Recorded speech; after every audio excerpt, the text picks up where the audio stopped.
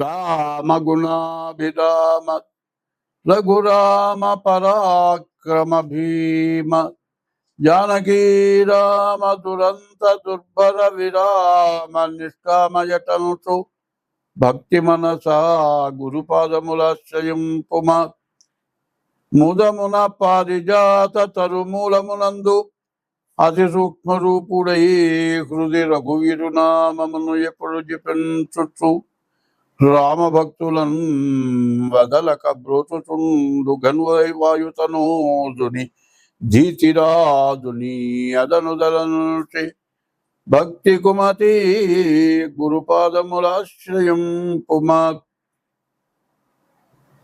చిత్తశుద్ధిగా నీకు సేవ చేసెదగాని పునమిలో జనుల మెప్పులకు గాదు జన్మ పావనతకై స్మరణ చేసెదగాని సాటివారిలో ప్రతిష్టలకు గాదు ముక్తి కోసరమునే మృక్కి వేడెదగాని దండి భాగ్యము నిమిత్తంబు గాదు మిమ్ము పొగడను విద్యనే అచ్యుతనే గాని కుక్షి నిండెడి కూటి కొరకు గాదు పారమార్థికమునకునే పాటుబడితి కీర్తికినపేక్షబడలేదు కృష్ణవర్ణ భూషణ వికాస శ్రీధర్మపుర నివాస దుష్ట సంహారనరసింహదురిత దూర.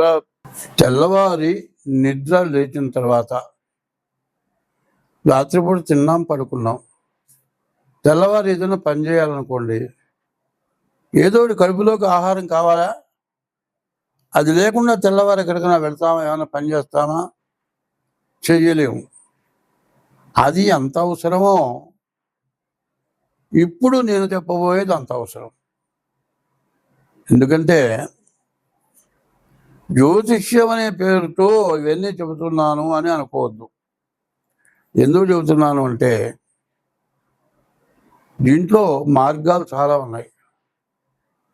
ఒక చోటికి పోవాలంటే ఒక రోడ్డు నుంచి పోవచ్చు, ఇంకో రోడ్డు నుంచి పోవచ్చు, ఇంకో రోడ్డు నుంచి పోవచ్చు. 4-5 దారులుగా కూడా మనం ఒక స్థలానికి వెళ్ళాలంటే వెళ్తాం. అది ఎట్లాగో మనం బతకడానికి రకరకాలైన వృత్తులు చేస్తున్నాం. అట్లాగే ఎంత వృత్తి చేసినా, ఎంత సంపాదించినా చాలా ఇబ్బంది పడేవాళ్ళు చాలామంది ఉన్నారు. పూర్తిగా నెల రోజులు కడుపు నిండా ఆహారం తినడానికి కుదరక లేక ఇబ్బంది పడేవాళ్ళు కొంతమంది. బాగా సంపాదించి అన్ని విధాల ఉండి పొద్దున కాదు రాత్రిపూట కూడా చాకరీ చేయాల్సి వస్తుంది. విపరీతమైన డబ్బు, ఆదాయం పెరిగిన కొద్ది చాకరీ. మరి ఏమిటంటే నీ దగ్గర ఉండే వర్కర్లు, శాస్త్రం ఉంటుంది, ఇంట్లో వాడు తిన్నట్లు చేసేవాడు, ఇంట్లో వాడు చేసినట్లు చేసేవాడు, బయటవాడు తిన్నట్టు తినేవాళ్ళు ఉండట. బయటవాడు తినడానికి వరకు వస్తారు కానీ చేయడానికి వరకు నువ్వు చెప్పినంత వరకే చేస్తారు, మిగతావన్నీ కూడా నువ్వు చేసుకోవాల్సి వస్తుంది. దానివల్ల వృత్తిరీత్యా 24 గంటలు పనిచేయాల్సి వస్తుంది. ఇంటికి పోవటానికి కుదరదు, ఇంటికి పోయినా కూడా పెళ్ళాంతో మాట్లాడటానికి కుదరదు, తల్లిదండ్రులను చూడటానికి కుదరదు. వాళ్ళకి విరక్తి, ఎందుకు వీళ్ళు సంపాదిస్తున్నాడు, మా మొహం చుట్టలేదు, తెచ్చక్కడ పడేస్తాడు, సెంటర్ తప్పితే మాకేం పని లేదు. ఇక పెళ్ళాం అనుకుంటుంది, ఎందుకు ఈ మొగుడు నాకు అనుకుంటుంది. తల్లిదండ్రులు అనుకుంటారు, కనీసం నాన్న అన్నం తిన్నావా అని అడిగే తండ్రి లేడనుకుంటాడు. పిల్లలు ఉన్నారు, కాలేజీ ఫీజు కడతా, వాళ్ళ దారిలో వాళ్ళు వెళ్తున్నారో లేదో ఎగ్గొట్టి తిరుగుతున్నారు, నువ్వు చూడవు, వాళ్ళు సక్రమంగా ఉండరు. మరి వచ్చిన సంపాదన విపరీతమైన డబ్బు ఏం చేసుకోను, వచ్చిన డబ్బులు చాకరీ చేస్తున్నావు. నీ పిల్ల ఏమన్నా సంతోషపడుతుందా, నీ పిల్లలు ఏమన్నా సంతోషపడుతున్నారా, మరి నీకేమన్నా విశ్రాంతి ఉందా, లేదు. డబ్బు మాత్రం బాగా ఉంది. తినడానికి తిండి లేని వాడు అనుకుంటాడు, అబ్బా ఆయన తెగ సంపాదిస్తున్నాడు రా, అబ్బా ఎంత విపరీతంగా ఉందిరా, కనీసం మనతో మాట్లాడు, వాడికి గర్వం అనుకుంటారు. వాడి బాధ వాడికి తెలుసు, వీడి బాధ తింటానే లేక వీడి బాధ వీడికి తెలుసు.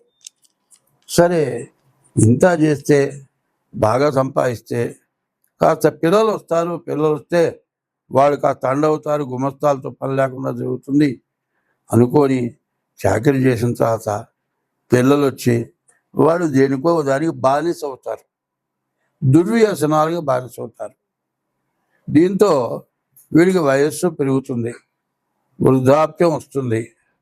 మరి ఈ పిల్లలు తండ్రి సంపాదించిన మొత్తం నాశనం చేస్తారు. పైన తండ్రికి అన్నం పెట్టరు, కొట్టి తిట్టి వెళ్ళగొడతారు.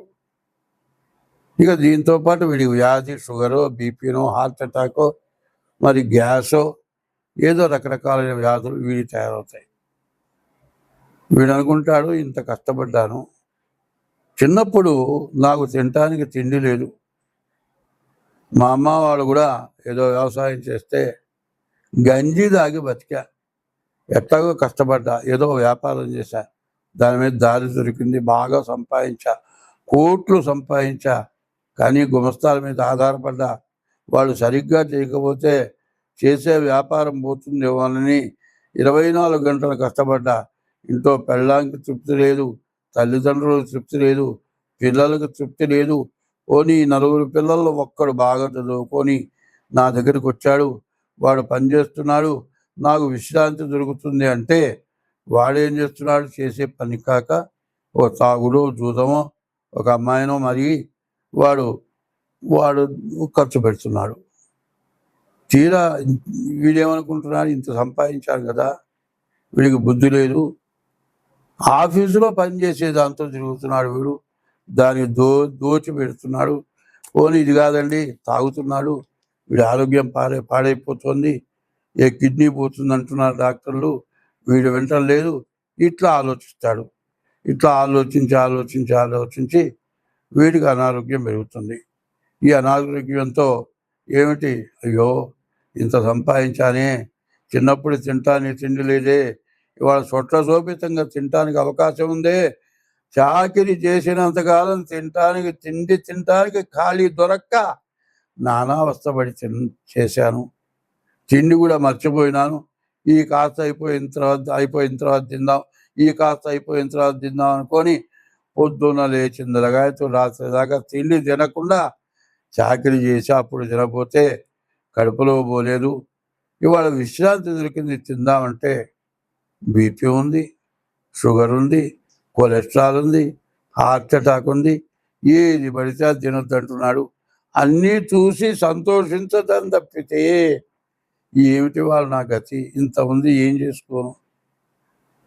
పుట్టినప్పుడేమో తిండి లేదని అడగటం, వ్యాపారం చేసినప్పుడేమో సరైన చేతి కింద మనిషి లేడని అడగటం, తీరా బాగా 24 గంటలు కష్టపడి చేసిన తర్వాత కొడుకొచ్చి దుర్వ్యసనాలతో పాడైపోవటం, ఇదంతా కాక ఇంత సంపాదించాలి, ఇంత పోతుందని ఏడవటం, చివరికి రోగాలు రావటం, తిండి లేకపోవటం. ఎక్కడన్నా శాంతి ఉందా? శాంతి అనేది కావాలి. ఈ శాంతి ఎట్లా ఉంటుంది? ఇప్పుడు నేను చెప్పేది జ్యోతిష్యంలో కూడా ముందు మనిషికి ప్రశాంతత కావాలి. 24 గంటల ఆలోచన కాదు కావాల్సింది, 24 గంటల్లో కొంత మనకు ప్రశాంతత కావాలి. ఈ ప్రశాంతతే ఆరోగ్యాన్ని ఇస్తుంది. ఎందుకంటే మనం గాలి పీల్చుకుంటున్నాం, చెట్ల నుంచి వచ్చే ప్రాణవాయువు పీల్చుకుంటున్నాం, మన నుంచి గాలి బయటకు వదులుతున్నాం. మనతోటి పాటు పుట్టిన వాటికి మన శ్వాస వాటికి వికటిస్తుంది, బొగ్గు పులుసు వాయువు వాడికి పడదు. మనం వదిలిన శ్వాస చెట్టుకు పనికొస్తుంది. ప్రాణవాయువు ఏమో దాని నుంచి వచ్చిన ప్రాణవాయువు మనకు పనికొస్తుంది. మన నుంచి వచ్చి వదిలినటువంటి బొగ్గు పులుసు వాయువు ఆ చెట్లకు ఉపయోగపడుతుంది. కానీ మనలో మనిషి ఏమన్నా ఉపయోగపడుతున్నారా? లేదు. జీవితం ఏమిటి? బాల్యం, యవ్వనం, కౌమారం, వార్ధక్యం. ఇంత జన్మ ఎత్తిన తర్వాత ఎప్పటికీ ఏ రోజుకి ప్రశాంతత, మనస్సుకు తృప్తి, ఆనందం కలుగుతుందా? లేదు. లేక మా బోటి వారు జ్యోతిష్యం అడుగుతున్నారు, జ్యోతిష్యం చెబుతున్నా. జ్యోతిష్యం డబ్బుల కోసం చెప్పేటట్లయితే రెండో ఇట్లాంటి విషయాలు ఏమీ చెప్పవలసిన అవసరం నాకు లేదు. నాకు డబ్బులే ముఖ్యం అనుకుంటే డబ్బులు వచ్చే మార్గంగా జ్యోతిష్యం చెప్పచ్చు. జ్యోతిష్యంతో పాటు జ్యోతిష్యం అనే పదానికి అర్థం ఏంటంటే చీకట్లో ఒక వెలుగు, అగ్గిపుల్ల వెలుగు ఉంటే కనపడి ముందు అడిగేస్తాం. అట్లా జరిగింది, జరుగుతున్నది, జరగబోయేది, మరి 3 కాలాలది చెప్పగలిగింది జ్యోతిష్యం. హస్త సాముద్రికం, హస్తం చేతిలో రేఖలు ఉన్నాయి, మరి చేపలు ఉన్నాయి, గద్దలు ఉన్నాయి, సముద్రంలో ఉండే సర్పాలు ఉన్నాయి, ఇవన్నీ కూడా చేతి రేఖల్లో ఉంటున్నాయి. దీన్ని సముద్రంలో మనకు 84 లక్షల జీవరాశులు, భూమి లోపల 21 లక్షలు, భూమి పైన 21 లక్షలు, ఆకాశంలో 21 లక్షలు, సముద్రంలో 21 లక్షలు, మొత్తం 84 లక్షల జీవరాశులు. మరి సముద్రంలో ఉన్న 21 లక్షల జీవరాశులు భూమి లోపల, భూమి పైన, ఆకాశంలో, సముద్రంలో, ఈ 4 ఉండే జీవరాశులు సముద్రంలో ఉన్నాయి. ఇవి సముద్రంలో తిరుగుతున్నాయి. అయితే ఈ హస్త సాముద్రిక, చేతి ద్వారా చెప్పే జ్యోతిష్యం సాముద్రికం అన్నారు. సాముద్రికం అంటే సముద్రం యువతల ఒడ్డు నుంచుంటే అవతల ఒడ్డు కనపడదు. సముద్రమే కనపడదు కాదు, సముద్రం లోపల ఉండే జీవరాశులన్నీ కూడా మనం చూడలేదు, చూడబోము, కనపడవు.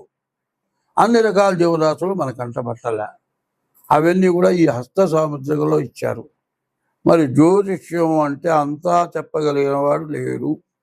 అట్లాగే సాముద్రికం అంటే సముద్రంలో ఉన్నవన్నీ చూసి అట్లా చెప్పలేడో, ఈ సాముద్రికం ద్వారా కూడా అంతా చెప్పగలవాడు లేడు అని అనాలి. అంటే అంతా నాకు వచ్చు అనకూడదు. అంతా నాకు వచ్చు అనుకుంటే ఇక వాడు శాంతం ఎవరికి ఏమీ చెప్పలేడు. అటువంటివి బాధలు కలుగుతున్నాయి. ఇటువంటి వాటితో పాటు కొన్ని ముఖ్యమైనవి నేను చెబుతున్నది ఏమిటో ఇప్పుడు ఒక్కసారి వివరిస్తా. ఇది నీవు పడే బాధల వరకే ఇప్పుడు చెప్పా. ఇక జరుగుతున్నవి చెబుతున్నా. ఆకాశం నుంచి సూర్యకిరణాలు వస్తున్నాయి. సూర్యకిరణాల ద్వారా భూమిలో ఉన్న నీరుని సూర్యకిరణాలు గుంజుకున్నాయి. ఎండాకాలం అయిపోయిన తర్వాత వర్షాకాలం వస్తుంది. ఆ నీరుని గుంజుకున్న నీరు మొత్తం భూమిలోకి వస్తుంది. ఈ భూమి ద్వారా పంట పండుతుంది. 2 ముఖ్యమైనవి ఏమిటి? ఒకటి ఆకాశం, 2 భూమి. భూమి ఏమో భూదేవత తల్లి, తండ్రి ఎవరు? సూర్య భగవానుడు. ఈ సూర్య భగవానుడు ప్రపంచ దేశాల మొత్తంలో కూడా కనపడే సూర్య భగవానుడు ఒక్కడే. ప్రపంచ దేశాల మొత్తంలో కనపడేది భూమి ఒక్కటే. ఈ 2 ముఖ్యమైనవి. అయితే వీటి మధ్యలో జలం వస్తుంది. ఈ జలం అంటే నీరు. ఈ నీటి వల్ల మరి అమర్నాథ్, ఋషికేశ్, మరి హరిద్వార్, మరి అన్ని ప్రపంచం మొత్తం విపరీతమైన వరదల వల్ల చాలా బాధలు కలిగినాయి. అనేక రకాలైన సూక్ష్మజీవులు తయారైనాయి. రకరకాలైన వ్యాధులు వస్తున్నాయి. అందరం బాధలు పడుతున్నాం.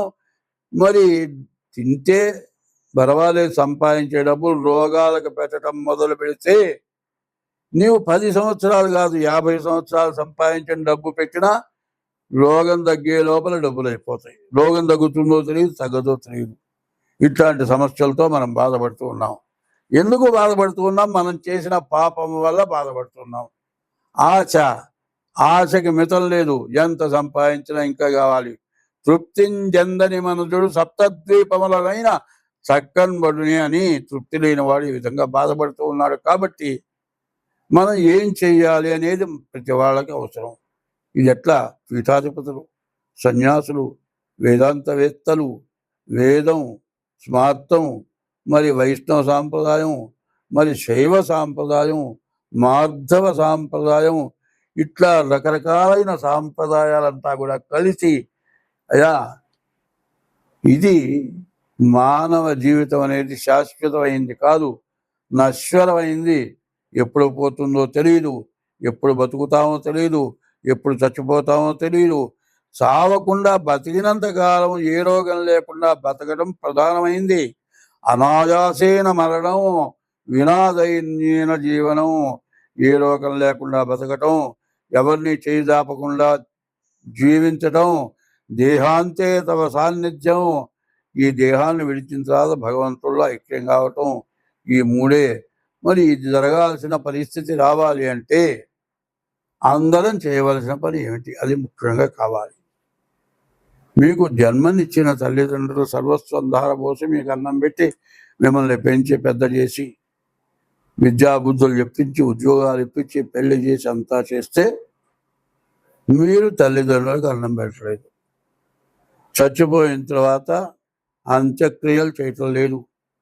మరి వాడు పోయిన తిది రోజున ఆబ్దీకం, మరి ప్రత్యాబ్దీకం అంటే ప్రతి సంవత్సరం వచ్చే తిథి రోజున ఆబ్దీకం అనేది పెట్టాలి.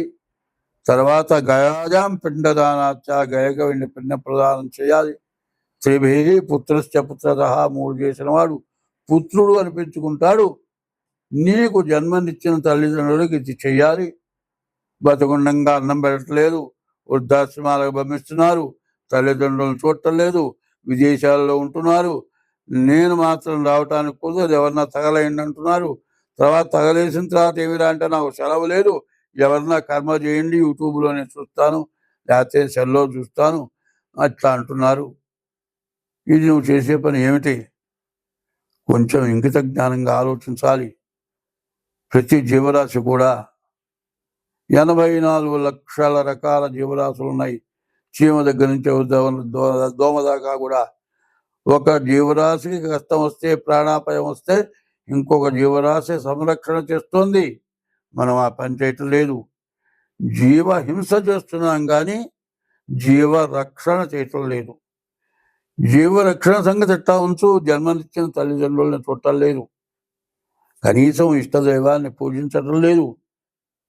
దీనివల్ల మనకు మహాపాపం చుట్టుకొని ఇట్లాంటి ప్రకృతి సిద్ధమైన ఇబ్బందులు, బాధలు కలుగుతున్నాయి. కాబట్టి ఇప్పుడు మనం ఏం చేయాలి? 24వ తారీఖు వరకు మహాళయ పక్షాలు. ఈ మహాళయ పక్షాల్లో పితృదేవతలకు తర్పణ చేయాలి.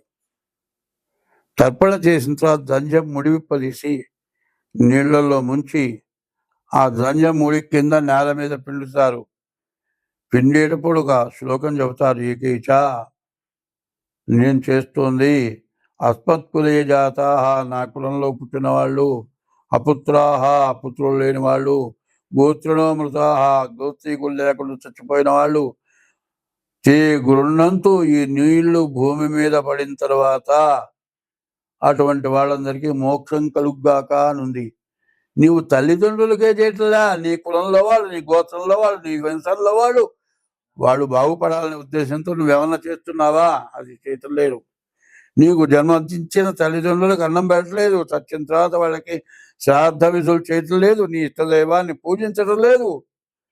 కనీసం 24 గంటలు తెల్లవారి నిద్ర లేచిన తర్వాత డబ్బు డబ్బు డబ్బు డబ్బు ఇదే ఆలోచనతో జీవితం గడుపుతున్నాం.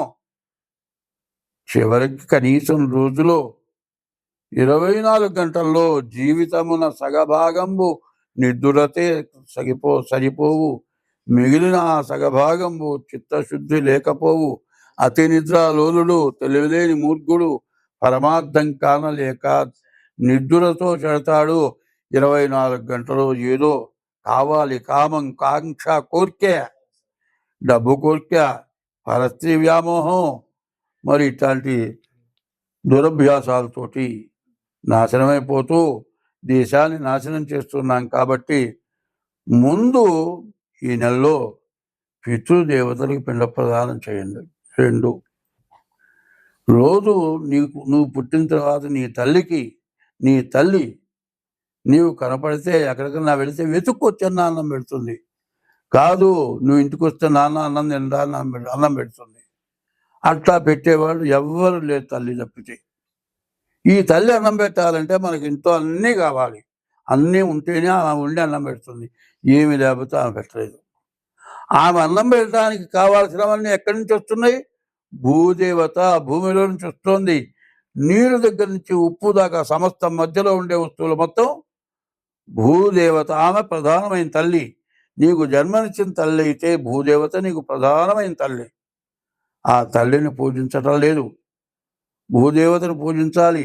విష్ణుమూర్తి యొక్క భార్య భూదేవత. మరి ఈశ్వరుడు యొక్క భార్య గంగ, ఆయన శిరస్సున గంగ ఉంది. విష్ణుమూర్తి యొక్క భార్య భూదేవత.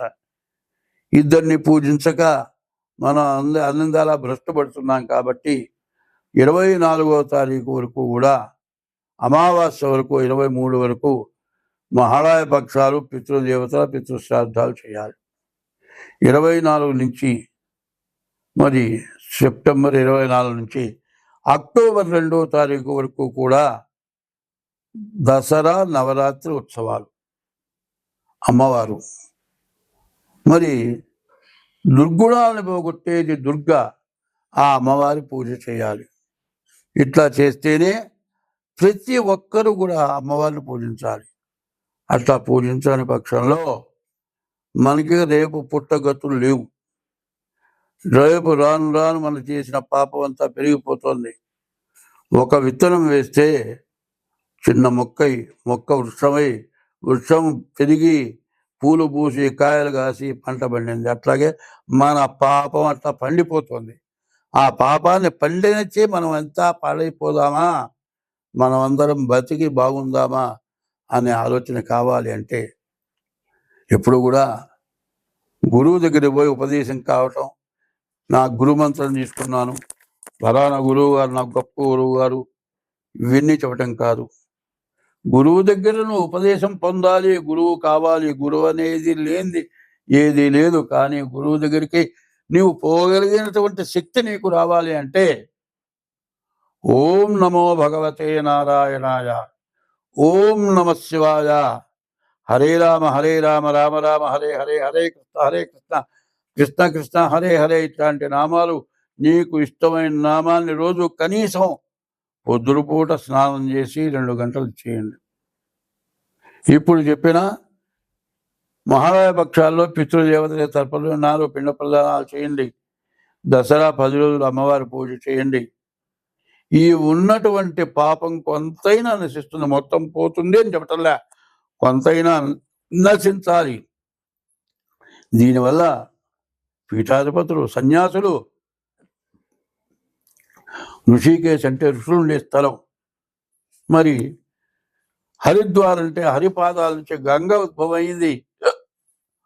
ఆ గంగ తాగితే మన తాతలు ముత్తాతలు మన వంశంలో మహాపాపం చేసిన వాళ్ళంతా కూడా మోక్షాన్ని పొందుతారని చెప్పింది. మరి అమర్నాథ్, హరిద్వార్, ఋషికేశ్, కాశీ మొత్తం మునిగిపోయినాయి.